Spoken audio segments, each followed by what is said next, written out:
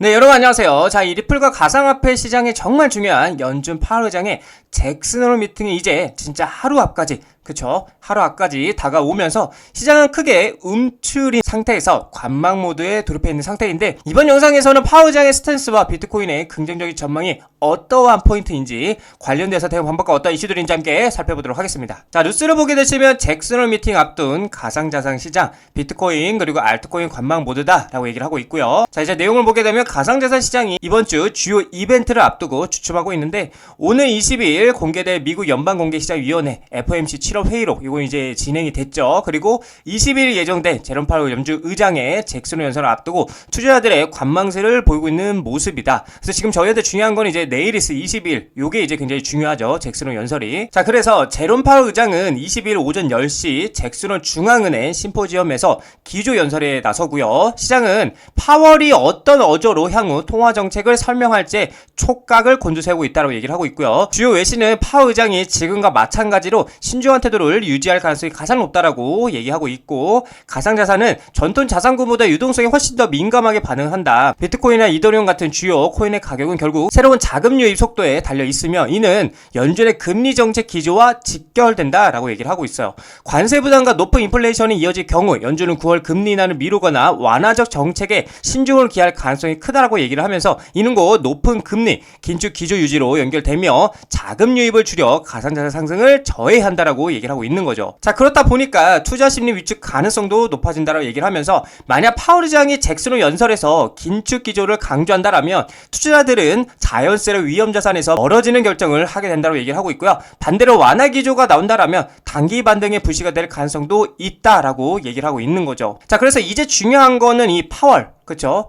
파월 의장의 뭐다? 입이라고 볼 수가 있는데, 자, 뉴스를 보게 되면 잭슨홀서 미 금리 인하 재개할까 전 세계가 바라보는 파월의 입이다 라고 얘기를 하고 있고요. 작년 연설에서 금리 인하 언급을 했고 이후 회의에서 실제 비컷을 단행했습니다. 그리고 패드 내부 의견 대립도 여전했고요. 자, 그래서 금리 인하냐 혹은 인플레이션 재확산이냐 라는 게 이제 중요한데, 시장의 시선은 이 질문의 실마리를 제시할 제롬 파월 의장의 잭슨홀 연설에 쏠리고 있고요. 오늘 22일 예정된 이번 연설은 도널드 트럼프 행정부의 노골적인 금리 인하 압박 속에서 열리는 것으로 파월 의장이 금리 인하 재개를 선언할지가 최대의 관심사다. 그래서 이번 주에는 월마트, 홈디포 등 미국 주요 유통업체들의 실적 발표도 잇따라 있을 예정이어서 소비심리 흐름과 관세 정책이 불러온 인플레이션 압력을 가늠할 기회가 될 것으로 전망이 되고 있다는 거죠. 자, 이 금리 관련돼서 좀 말씀을 드려보자면 현재 세계 금융시장은 파월의 연설을 앞두고 시장 변동성이 크게 낮아진 상태라 볼 수가 있고요. 사실상 파월의 발언에 대해서 눈치를 보고 있는 건데, 만약에 시장의 기대대로 9월달에 이 9월달에 금리 인하 신호가 명확하게 나온다라면